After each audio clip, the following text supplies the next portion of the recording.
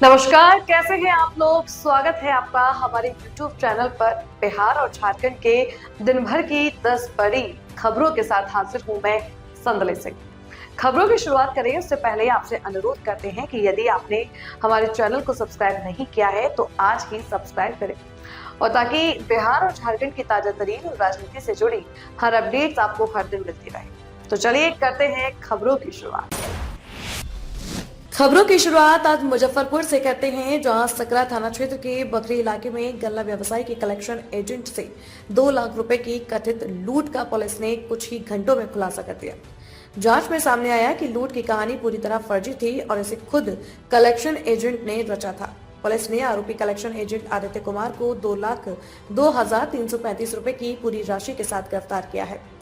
DSP पूर्वी 2 मनोज कुमार सिंह ने बताया कि पूछताछ में आरोपी ने लालच में आकर रुपए अपने घर में छिपाने और झूठी लूट की कहानी गढ़ने की बात स्वीकार की है। फिलहाल आरोपी के खिलाफ आगे की कानूनी कार्रवाई की जा रही है। कल शाम में करीब 6 बजे के आसपास थाने को सूचना मिली कि एक व्यक्ति से 2 लाख समथिंग रुपये की लूट कर ली गई है। तो सूचना सबसे पहले मदन कुमार जो व्यवसायी हैं उनके द्वारा डायल 112 की गाड़ी को दी गई। डायल 112 की गाड़ी वहाँ पहुँची, बखरी रोड में पहुँची। उसके बाद सूचना दिया गया, तब थाने को सूचना मिली। तत्पश्चात वरीय पदाधिकारियों को इसकी सूचना दी गई। तब वरीय पुलिस अधीक्षक महोदय के निर्देशन में तथा ग्रामीण पुलिस अधीक्षक के अनुश्रवण में एक विशेष टीम का गठन किया गया, जिसमें अनुमंडल पुलिस पदाधिकारी, इसके अलावे थानाध्यक्ष, सह पुलिस उपाधीक्षक परीक्षमान सकरा थाना और थाना के अन्य पुलिस पदाधिकारी और कर्मी इसमें शामिल हुए और इसकी जांच का काम शुरू किया गया। जांच के क्रम में यह बात प्रकाश में आई कि इनके जो कर्मचारी थे मदन जी के, पैसा कहीं से कलेक्शन करके ला रहे थे और रास्ते में उन्होंने जहां घटनास्थल बताया वहां पर भी छानबीन शुरू की गई। इधर मकर संक्रांति के अवसर पर सिवान के भी एम उच्च विद्यालय परिसर में भारतीय जनता पार्टी की ओर से दही चूड़ा भोज सह मकर संक्रांति समारोह का आयोजन किया गया। कार्यक्रम में बिहार सरकार के स्वास्थ्य एवं विधि मंत्री मंगल पांडे शामिल हुए और उन्होंने पतंग उड़ाकर मकर संक्रांति का उत्सव मनाया। इस मौके पर सिवान के जिलाधिकारी विवेक रंजन मैत्री भी कार्यक्रम में पहुंचे और दही चूड़ा का आनंद लेते हुए लोगों को मकर संक्रांति की बधाई दी। समारोह में सिवान सांसद विजयलक्ष्मी देवी, महाराजगंज सांसद जनार्दन सिंह सिग्रीवाल सहित एनडीए के कई विधायक, पूर्व मंत्री, कार्यकर्ता और गणमान्य लोग मौजूद रहे। आयोजन को भाजपा की बढ़ती राजनीतिक ताकत के प्रदर्शन के रूप में देखा जा रहा है। इस दौरान नेताओं ने पतंगबाजी में भी हाथ आजमाया।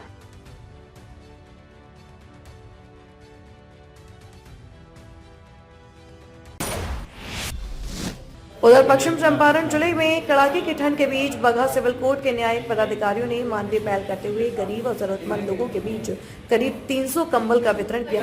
जिला विधिक सेवा प्राधिकार के तत्वाधान में अनुमंडल विधिक सेवा समिति की टीम बगहा रेलवे स्टेशन पहुंची और ठंड में ठिठुर रहे बेसहारा लोगों को कंबल उड़ाया। इस अभियान का नेतृत्व एसडीजेएम सह सचिव आलोक कुमार चतुर्वेदी ने किया। इस दौरान कई न्यायिक पदाधिकारी, रेलवे प्रशासन, सामाजिक कार्यकर्ता और स्थानीय लोग मौजूद रहे। कंबल पाकर जरूरतमंदों के चेहरों पर राहत और मुस्कान साफ नजर आई। अगली खबर सिवान से है, जहां बीती रात डायल 112 की पुलिस और चोरों के बीच हुई मुठभेड़ के मामले में पुलिस ने 2 चोरों को गिरफ्तार किया है। गिरफ्तार आरोपियों के पास से एक देसी कट्टा, एक पिस्तौल, एक पिकअप वाहन और गाड़ी का चक्का खोलने वाला जैक बरामद किया गया। घटनास्थल से 5 खोखा और 2 जिंदा कारतूस भी मिले हैं। यह मुठभेड़ भगवानपुर हाट थाना क्षेत्र के खोड़ी पाकर गांव में हुई थी। पुलिस के अनुसार चोर ट्रक का चक्का खोल रहे थे, तभी डायल 112 की टीम मौके पर पहुंची। पुलिस को देखते ही चोरों ने फायरिंग शुरू कर दी, जिसके जवाब में पुलिस ने भी 2 राउंड फायरिंग की। मुठभेड़ के दौरान पास में खड़ी 2 बहनें गोली लगने से घायल हो गई, जिनकी स्थिति फिलहाल सामान्य बताई जा रही है। सिवान एसपी पुरंझा ने प्रेस वार्ता कर पूरे मामले की जानकारी दी और बताया कि गिरफ्तार चोरों के आपराधिक इतिहास की जांच की जा रही है। कल रात में सिवान जिला अंतर्गत डायल 112 की गाड़ी को सूचना मिली कि खोड़ी पाकर गाँव के भगवान के पास कुछ लोगों के द्वारा वहाँ सड़क किनारे खड़े ट्रक से टायर की चोरी की जा रही है। सूचना मिलने के उपरांत तुरंत डायल 112 की टीम घटना स्थल पर पहुंची। वहाँ पर टायर चोरी करने वाले लोगों ग्रामीणों के द्वारा भी रोका जा रहा था और पुलिस की गाड़ी को देखा तो वहाँ उपस्थित 3 अपराधी पुलिस पर फायरिंग करने लगे। आत्मरक्षा पुलिस ने भी 2 राउंड उन पर फायर किया है। इसमें हम लोगों ने अभी तक 2 लोगों की गिरफ्तारी कर ली है। गिरफ्तार लोगों के पास से हमें एक पिस्टल, एक देसी कट्टा बरामद किया है। साथ ही साथ घटनास्थल से 5 खोखा, 2 जिंदा कारतूस, एक पिकअप वैन चेक जो भी ट्रक में लगा हुआ था जिससे वो टायर को निकाल रहे थे एवं चक्का खोलने के अन्य उपकरण बरामद किए गए। मुख्यमंत्री नीतीश कुमार ने समृद्धि यात्रा के पहले दिन शुक्रवार को बेतिया के ऐतिहासिक बड़ा रमना मैदान से 180 करोड़ रुपए की 161 विकास योजनाओं का उद्घाटन और शिलान्यास किया। इस मौके पर मुख्यमंत्री ने कहा कि बिहार अब और तेजी से विकसित होगा और सोलर सिस्टम के जरिए पूरे राज्य को जगमग करने की योजना पर काम किया जा रहा है। मुख्यमंत्री ने कहा कि शिक्षा, स्वास्थ्य, सड़क, बिजली और सुरक्षा के क्षेत्र में बिहार ने उल्लेखनीय प्रगति की है। उन्होंने बताया कि बिहार पुलिस में महिलाओं की संख्या देश के अन्य राज्यों की तुलना से सबसे अधिक है। स्वास्थ्य सुविधाओं के विस्तार, सड़कों के तेज निर्माण, खेल प्रतिभाओं को प्रोत्साहन और किसानों के हित में कई नई योजनाएं लागू की जा रही हैं। कार्यक्रम में केंद्रीय मंत्री सतीश चंद्र दुबे, सांसद सुनील कुमार, सांसद डॉक्टर संजय जायसवाल, उप मुख्यमंत्री विजय कुमार सिन्हा और सम्राट चौधरी सहित एनडीए के कई नेता मौजूद रहे। अगली खबर का रुख करें उससे पहले हमारे प्रमोशनल वीडियो को जरूर देखिए। आपसे एक छोटी सी गुजारिश है कि अगर आपने अभी तक हमारे चैनल को सब्सक्राइब नहीं किया है तो बिना देर किए आज ही सब्सक्राइब करें और पाएं बिहार की हर बड़ी खबर बस एक क्लिक पर। बिहार झारखंड की हर बड़ी खबर अब आपकी जेब में। क्या आप बिहार और झारखंड की खबरों से पीछे रह जाते हैं? इंडिया न्यूज वायरल के साथ जुड़े और पाए सबसे तेज अपडेट्स, चाहे वो राजनीति हो, वायरल वीडियो हो या आपके शहर की ताजा घटना। सब्सक्राइब क्यों करें? सबसे तेज ब्रेकिंग न्यूज अलर्ट्स के लिए, वायरल और ट्रेंडिंग वीडियो सबसे पहले, सच्ची और सटीक रिपोर्टिंग। देर ना करें, आज ही सब्सक्राइब बटन दबाएं और अपडेटेड रहें। ब्रेक के बाद एक बार फिर से स्वागत है। अब खबर झारखंड से। जमशेदपुर परिसदन में शुक्रवार को झारखंड राज्य अल्पसंख्यक आयोग की एक अहम समीक्षा बैठक आयोजित की गई। बैठक में राज्य भर के अल्पसंख्यक स्कूलों की जर्जर स्थिति और शिक्षकों की भारी कमी को लेकर चिंता जताई गई है। बैठक के दौरान आयोग के अध्यक्ष हिदायतुल्लाह खान ने कहा कि अल्पसंख्यक स्कूलों के भवनों की खराब हालत और शिक्षकों की कमी एक गंभीर समस्या है। उन्होंने बताया कि आयोग ने इस मुद्दे को प्राथमिकता में लिया है और अगले 3 महीनों के भीतर ठोस कदम उठाए जाएंगे। अध्यक्ष ने कहा कि जर्जर स्कूल भवनों की मरम्मत और शिक्षकों की कमी दूर करने के लिए संबंधित विभागों को आवश्यक निर्देश दिए गए हैं। आयोग का उद्देश्य अल्पसंख्यक स्कूलों में पढ़ने वाले बच्चों को बेहतर और सुरक्षित शैक्षणिक माहौल उपलब्ध कराना है। अगली खबर भी जमशेदपुर से है, जहां गोविंदपुर थाना पुलिस ने सनसनीखेज हत्या मामले का 24 घंटे के भीतर खुलासा कर दिया है। पुलिस ने विशेष छापेमारी टीम का गठन कर इस मामले में 2 आरोपियों को गिरफ्तार किया है। पुलिस के अनुसार 13 जनवरी की रात गोविंदपुर थाना क्षेत्र के कासमार गांव के पास बड़ी घाटी रोड किनारे एक युवक का शव बरामद हुआ था। मृतक की पहचान अजय श्रीवास्तव के रूप में की गई थी। जांच के दौरान पुलिस को पता चला कि आपसी रंजिश और पैसों के विवाद के कारण युवक की हत्या की गई है। पुलिस जांच में यह भी सामने आया कि मृतक और आरोपियों के बीच पहले से विवाद चल रहा था। घटना के से कुछ दिन पहले भी दोनों पक्षों के बीच कहासुनी हुई थी। इसी रंजिश के चलते आरोपियों ने साजिश रचकर अजय श्रीवास्तव की हत्या कर दी। पुलिस ने त्वरित कार्रवाई करते हुए सिद्धार्थ कुमार और राहुल कुमार सिंह को गिरफ्तार कर लिया। गिरफ्तार आरोपियों के पास से एक चाकू, मृतक से निकाले गए 11,580 रुपए, एक मोबाइल फोन, घटना के समय पहना गया जैकेट और वारदात में प्रयुक्त मोटरसाइकिल को जब्त किया गया। फिलहाल दोनों आरोपियों को न्यायिक हिरासत में भेज दिया गया है। दिनांक 14 जनवरी 26 को केलको थाना क्षेत्र में तार कंपनी मोड़ के पास रामकृष्ण मिशन स्कूल के पीछे एक व्यक्ति की लाश मिली, जिसका गर्दन किसी तेज हथियार से कटा हुआ था। सत्यापन के क्रम में ज्ञात हुआ कि वह व्यक्ति गोविंदपुर थाना क्षेत्र का निवासी अजय श्रीवास्तव है। अजय श्रीवास्तव की पत्नी के आवेदन पे केलको थाना में कांड भी अंकित किया गया है। कांड के अनुसंधान के क्रम में केलको थाना पुलिस के द्वारा त्वरित कार्रवाई करते हुए थाना प्रभारी पुनी प्रशांत कुमार के नेतृत्व में काफी अच्छी कार्रवाई की गई है और कांड में संलिप्त दोनों अभियुक्तों को कांड से संबंधित साक्ष्यों के साथ गिरफ्तार किया गया है। इस कांड में संलिप्त अभियुक्त हैं सिद्धार्थ कुमार और राहुल कुमार सिंह उर्फ चिकू, दोनों गोविंदपुर के निवासी हैं। अपराधियों के पास से एवं उनकी निशानदेही पे कांड से संबंधित कई भौतिक साक्ष्य जब्त किए गए हैं, जिनमें कांड में प्रयुक्त चाकू। खूंटी जिले के औंड्रा गांव से विकास की एक चौंकाने वाली तस्वीर सामने आई है, जो सरकारी योजनाओं की जमीनी हकीकत को बयां करने के लिए काफी है। यह ग्रामीणों को बेहतर स्वास्थ्य सुविधा देने के नाम पर बनाया गया अस्पताल भवन खुद बहाली का शिकार है।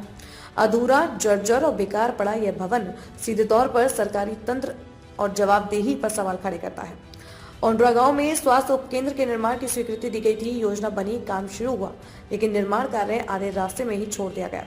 ना तो भवन पूरा हो सका और ना ही अब तक किसी जिम्मेदार अधिकारी ने इसकी सुध ली। परिणाम ये हुआ कि लाखों रुपए खर्च होने के बावजूद यह अस्पताल ग्रामीणों के किसी काम का नहीं रहा। स्थानीय ग्रामीण इमरान का कहना है कि यदि यह अस्पताल पूरा हो जाता तो आसपास के हजारों लोगों को सीधा लाभ मिलता। मौजूदा हालत में मरीजों के इलाज के लिए कई किलोमीटर दूर अस्पताल ले जाना पड़ता है। बरसात और रात के समय स्थिति और भी गंभीर हो जाती है। सड़क और साधनों की कमी के कारण कई बार मरीजों की जान तक खतरे में पड़ जाती है। ग्रामीणों का कहना है कि इसी समस्या को देखते हुए यहाँ अस्पताल निर्माण की योजना लाई गई थी, लेकिन अधूरा निर्माण न सिर्फ ग्रामीणों की उम्मीदों पर पानी फेर गया, बल्कि सरकारी राशि के खुले दुरुपयोग की तस्वीर भी पेश करता है। आज औंड्रा गांव का यह अधूरा स्वास्थ्य केंद्र सिस्टम की लापरवाही और भ्रष्टाचार का प्रतीक बन चुका है। सबसे बड़ा सवाल यह है कि क्या इस अधूरे भवन की कभी जांच होगी? क्या जिम्मेदार अधिकारियों पर कार्रवाई होगी या फिर सरकारी खजाने की ये लूट यूं ही चलती रहेगी?